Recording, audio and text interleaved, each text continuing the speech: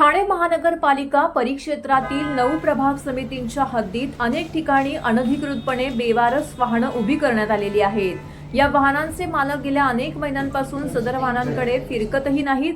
ही वाहनं पोलिसांच्या मदतीने जप्त करावीत अशी मागणी विरोधी पक्षनेते अशरफ शानू पठाण आणि नगरसेविका मर्जिया पठाण यांनी पालिका आयुक्त सौरभ राव यांची भेट घेऊन केली आहे।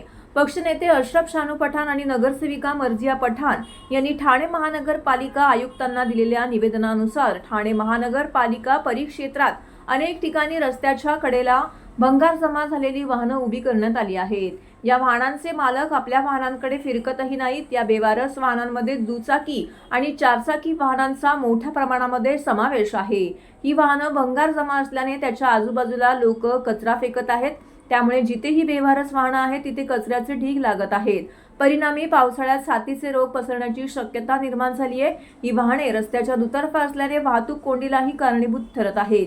शिवाय या वाहनांच्या आड बसून अंमली पदार्थांचे सेवनही केलं जात असल्याने गुन्हेगारीस वाढीस लागण्याची शक्यता आहे।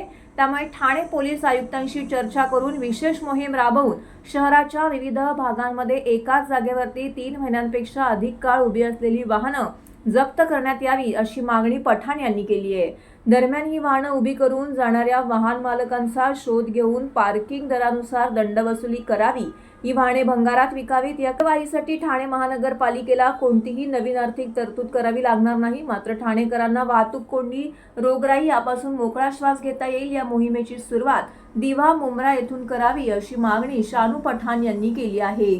आयुक्तांनीही या मागणीच्या पूर्ततेसाठी सकारात्मकता दाखवली आहे।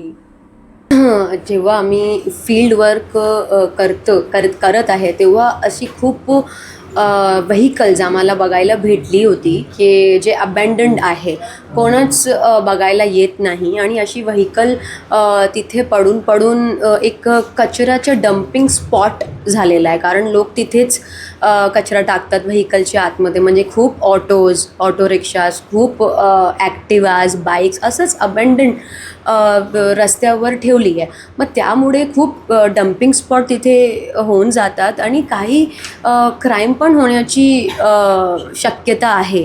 तर आमचं असं म्हणजे माझे वडिलांचं विरोधी पक्ष नेतेचे डिस्कशन झालं होतं की आयुक्त साहेबांना आपण जाऊन एक मागणी करूया की पूर्ण ठाण्यात आपल्याला काहीतरी याचे अभियान घेण्याची गरज आहे की याच्यामुळे कसं क्राईम पण खाली येईल आणि एक जे डम्पिंग स्पॉट तयार होऊन जातात त्याच्याबद्दल पण काम आपल्याला करायला आगीच्या देखील घटना अशा समोर आलेल्या आहेत की ज्या काही दुतर्फा गाड्या उभ्या असतात त्यांना देखील आगीच्या घटना देखील समोर आलेल्या आहेत।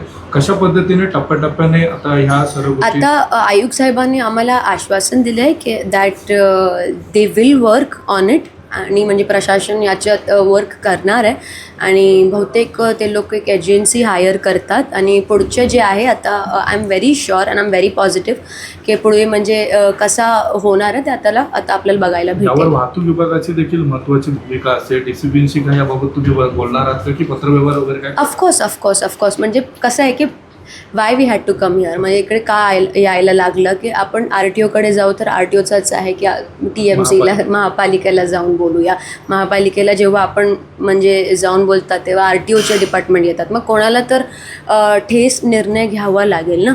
म्हणून आयुक्त साहेबांकडे आलं आणि त्यांना एक पत्र दिलं की आता कसं करायचं आहे काय, सगळ्यांना एक कॉन्फिडन्समध्ये घेऊन DCB RTO DCB साहेबांना पण आपण कॉन्फिडन्समध्ये घेऊया आणि आपण पण ॲडमिनिस्ट्रेशन आहे म्हणून आपण पण सगळे मिळून एक ठाण्याला एक म्हणजे मार्ग देऊया ह्या संदर्भात ह्या गोष्टीसाठी। कारण की आता खूप वाढलेलं आहे। प्रत्येक ठिकाणी मला आता असे अबॅन्डन्ड व्हेकल्स बघायला भेटते आणि त्यामुळे किती कचऱ्याच्या अंबार आपल्याला बघायला भेटते आणि किती म्हणजे डम्पिंग स्पॉट प्रत्येक ठिकाणी आपल्याला डम्पिंग स्पॉट आता बघायला भेटते आणि that is not good for health आणि काही ॲक्सिडेंट पण होऊ शकतात, काही क्राईम पण होऊ शकतात। त्याच्यात माहिती आहे ना आपल्याला ऑटोमध्ये कोणाला क्राईम करायला 2 म्हणजे असं काय नाही की एक मोठा रूमच पाहिजे, ऑटोमध्ये पण काय पण होऊ शकतात। आता तर असं आहे, तर आपल्याला पूर्णपणे सिक्युअर